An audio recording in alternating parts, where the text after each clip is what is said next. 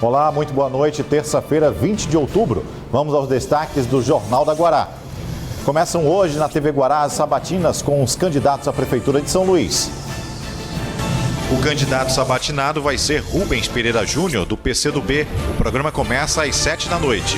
Está disponível a nova versão do aplicativo É-Título para baixar no celular. Neste ano, tem novidades. Donos de bancas de revistas reclamam do novo espaço para o qual foram remanejados depois de operação de retirada das estruturas que estavam instaladas em um cruzamento no bairro Renascença. Temos passado por dias difíceis, triste, desesperador. Somente quem passa sabe.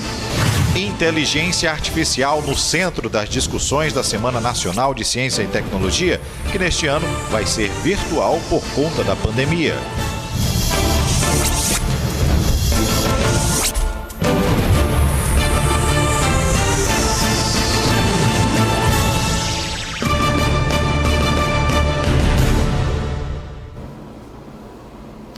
Na semana passada, uma operação cumpriu com a determinação da Promotoria de Meio Ambiente e Urbanismo e fez o remanejamento das bancas de revistas que estavam instaladas em um cruzamento no bairro Renascença.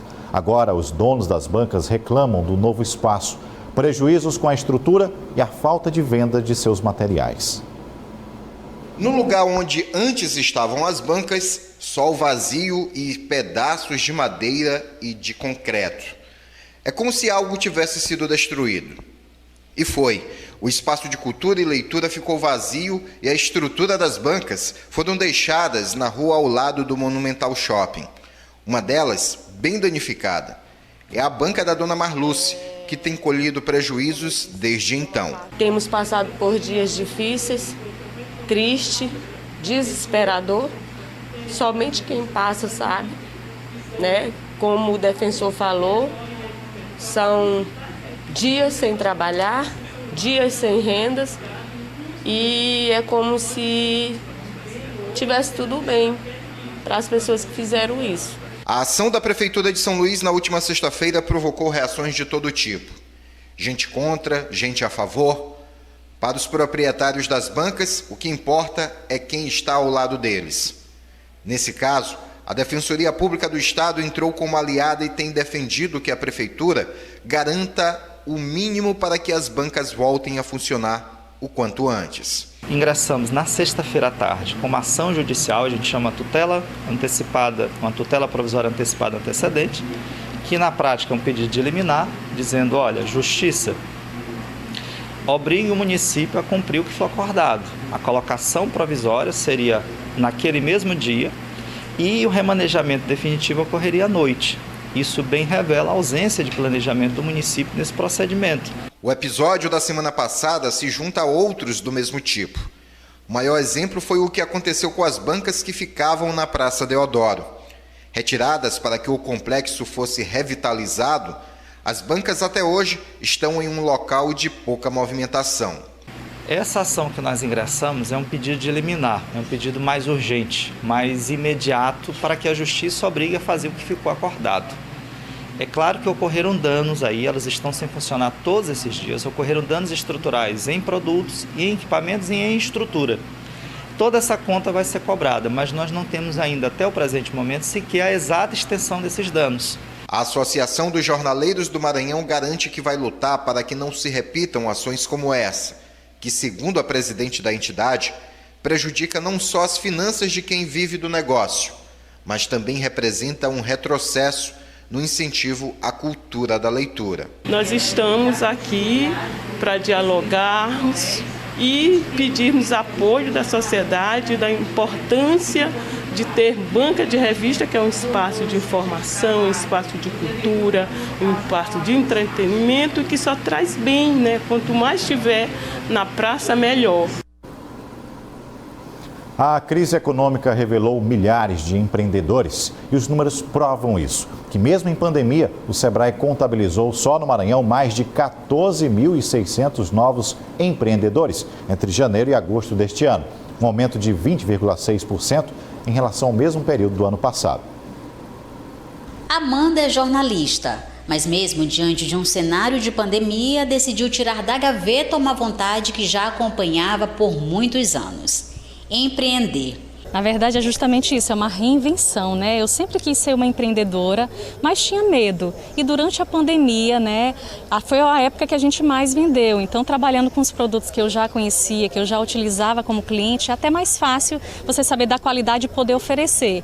Apesar de o momento ainda requerer distanciamento e o mercado ainda não estar tão animador, muitas pessoas estão se reinventando e apostando em oportunidades nas redes sociais para empreender na área de MEI. Novos microempreendedores individuais. Mas claro que aí eu fui pedir ajuda a vários órgãos, né, e vi que não tinha dificuldade nenhuma. Então, assim, quem quiser empreender mesmo, é muito importante eu procurar o Sebrae, né, ou procurar um site especializado que a gente consegue desenrolar sem problema nenhum. De acordo com dados do Sebrae, o órgão cadastrou um recorde de quase 2 milhões novos registros do microempreendedor individual. Já no período de janeiro a setembro do ano passado, o número era de 19.300 MEIs, ou seja, mesmo no maior pico da pandemia, pessoas de diferentes setores decidiram se formalizar como empreendedor. Isso mostra que as pessoas estão buscando sobreviver com alguma atividade produtiva. E conforme dados da Junta Comercial do Maranhão, essas atividades produtivas estão voltadas para a área de comércio varejista, focado em produtos farmacêuticos, alimentação fora do lar, serviços de beleza feminina e produtos em geral.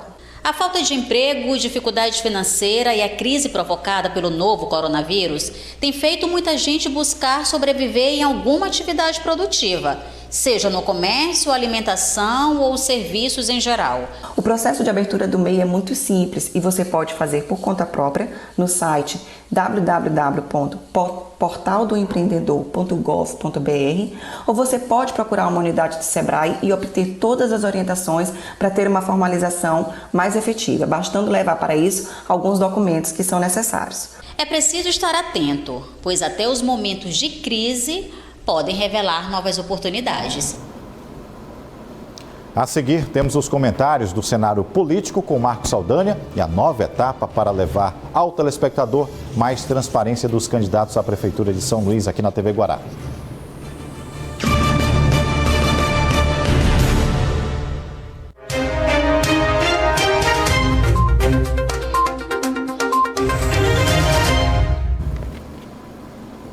E depois da sequência de entrevistas com os candidatos à Prefeitura de São Luís em nossos programas, hoje vamos dar continuidade a mais uma grande etapa de colaboração com a sociedade da nossa capital.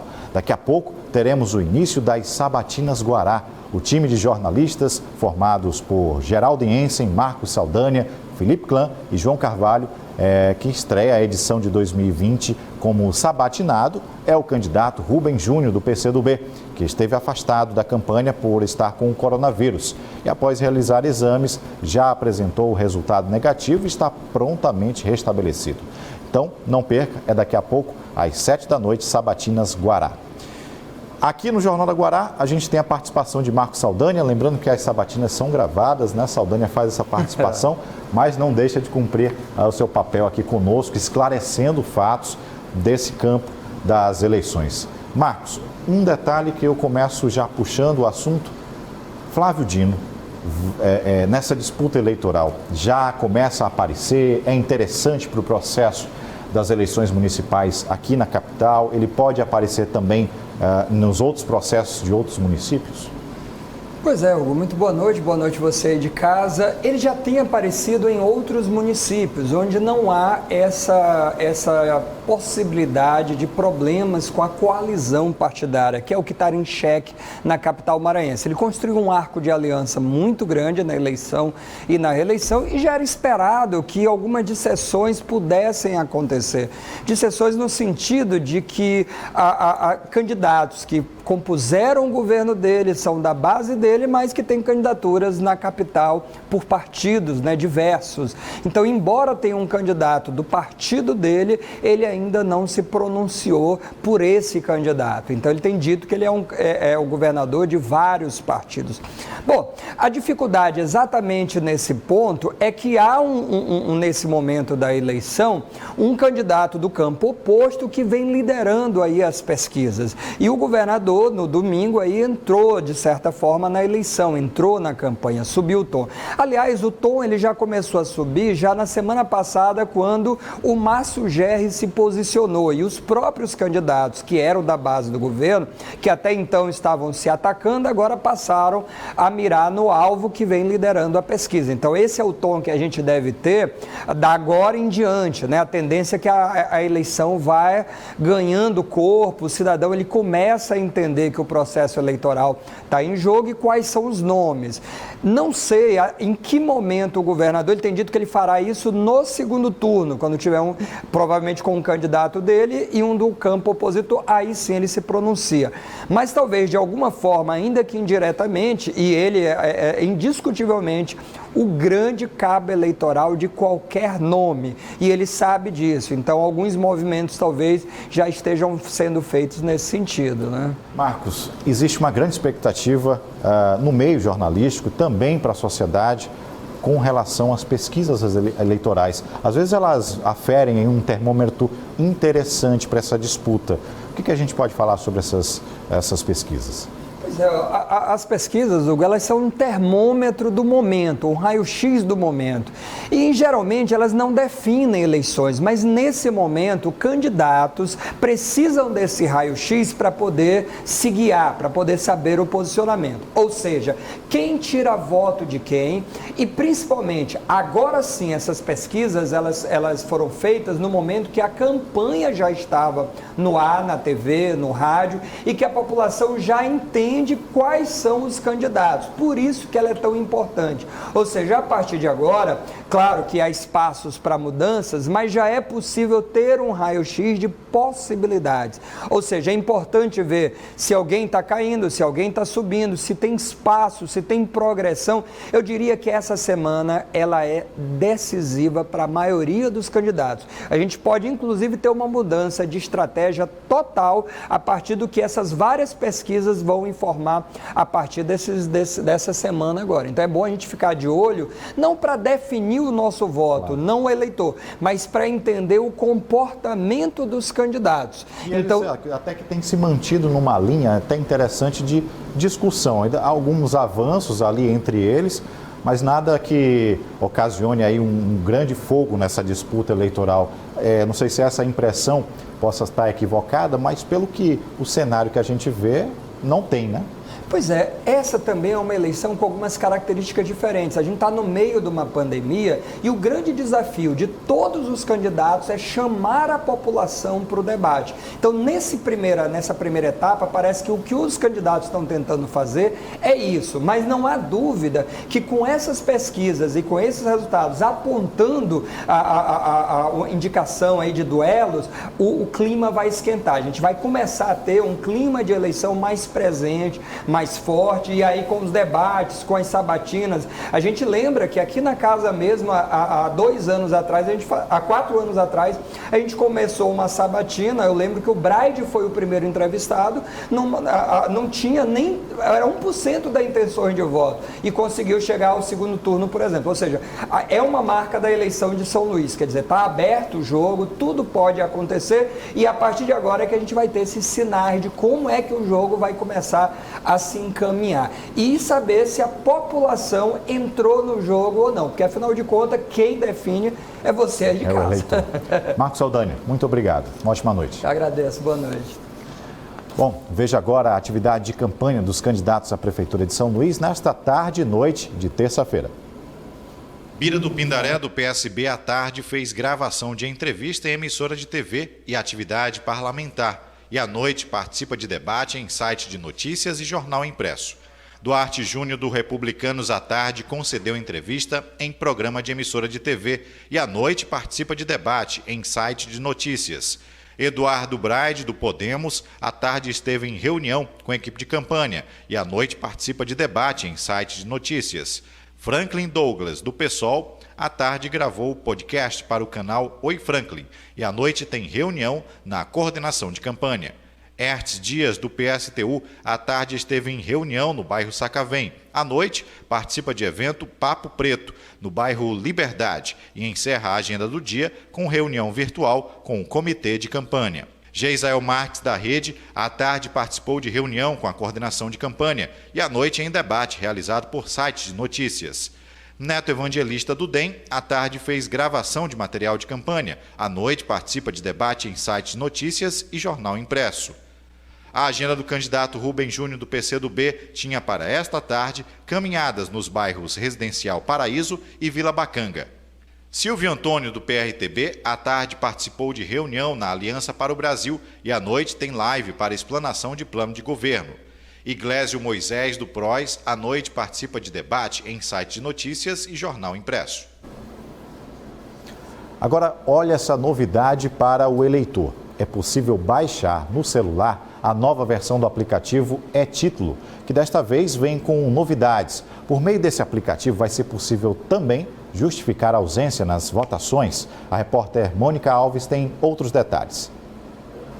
Esse momento de pandemia tem alterado quase todos os tipos de serviços e tem feito muita coisa a ser voltada ao modo eletrônico. Tem sido uma mudança tão rápida que é como se nós estivéssemos em outra era. E o modo como vão acontecer as eleições também do dia 15 de novembro vão ser alteradas. Para este ano já foi descartado o uso de biometria. Aí entra uma novidade, o É-Título, que é um título eleitoral digital que pode ser baixado como aplicativo de celular, tanto no sistema Android quanto no sistema iOS, e ainda vai poder ser usado como substituto do título de eleitor impresso no dia da votação. Todas as informações padrões do título de eleitor da versão impressa vão constar também no É-Título, como, por exemplo, nome do eleitor, data de nascimento, número de inscrição, zona, seção eleitoral e município. Além de o É-Título poder ser usado na hora de realizar o voto, vai poder também ser usado para justificar a ausência no dia da votação. Segundo informações do TSE, até as eleições o aplicativo vai estar atualizado para que as justificativas do não comparecimento possam ser apresentadas a partir do dia da votação. E por falar no aplicativo É-Título, o eleitor pode anexar uma foto a esse app. Isso pode ter influência em desobrigar o eleitor de portar o título no dia da votação. Inclusive, o plenário do Supremo Tribunal Federal confirmou em votação na noite de ontem que o eleitor não pode ser impedido de votar se não estiver com o título. Para isso, é preciso apresentar outro documento oficial com foto. Os ministros do STF entenderam que estar ou não com o título não tem efeito sobre a fraude nas eleições, que o sistema de biometria, segundo a ministra Rosa Weber, reduziu esses riscos. Hora de mais um intervalo. Na volta vamos ter destaque da mobilização das atividades para a Semana Nacional de Ciência e Tecnologia aqui no Maranhão.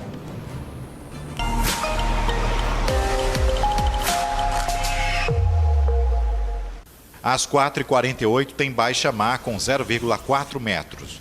Às 10 horas e 50 minutos, tudo muda, com a pré-mar de 5,3 metros. Às 5h12, volta a baixa-mar com 1,1 metro. E a quarta-feira termina com pré-mar de 5,6 metros, que começa a partir de 23 horas e 1 minuto. Jornal da Guará de volta e o maior evento científico e tecnológico do país começou. E a Semana Nacional de Ciência e Tecnologia, que neste ano apresenta as inovações da inteligência artificial e o poder de modernizar serviços como máquinas que operam e realizam tarefas parecidas com os humanos. Imagina como tudo isso pode representar um avanço no atendimento em saúde e o momento certo para pensar nisso. Neste ano, a semana que discute inovações tecnológicas no Maranhão está em formato diferente. No mundo virtual, as ideias vão sendo apresentadas. Esse ano, por conta da pandemia, a gente teve um desafio novo. Tradicionalmente, nós sempre realizamos a semana presencial e esse ano a gente ousou um pouco para fazer no ambiente virtual, que já é um desafio para nós nesse momento de pandemia, conseguir reunir as pessoas online, mas nós estamos fazendo esse esforço para trabalhar justamente o tema de inteligência artificial, que é de grande relevância para o mundo nesse momento em que a gente precisa ousar, inovar, e a máquina tem nos dado um suporte relevante, até mesmo para, por exemplo, o diagnóstico de Covid-19. Até sexta-feira, palestras podem ser acompanhadas pelas redes sociais da Secretaria de Estado da Ciência, Tecnologia e Inovação. O tema central da semana é Inteligência Artificial, a nova fronteira da ciência brasileira. E nas palestras, ele vai sendo distribuído em discussões correlacionadas com a área médica, desenvolvimento do ensino superior, automação residencial, entre outros. Em tempos de pandemia, o evento também vai dar sua contribuição com discussões sobre o problema. Realmente a ciência que aponta os caminhos, nesse momento turvo do mundo em que a gente tem várias incertezas, tanto no âmbito da saúde quanto no âmbito político, é importante reafirmar para todos de que sim, a ciência é importante, é relevante, é ela que nós devemos acreditar e pautar as nossas ações. Bom, e o JG termina aqui, só lembrando que daqui a pouco começam as sabatinas do Ará. O entrevistado de hoje é o candidato Rubens Pereira Júnior, do PCdoB. Uma ótima noite para você e até uma próxima.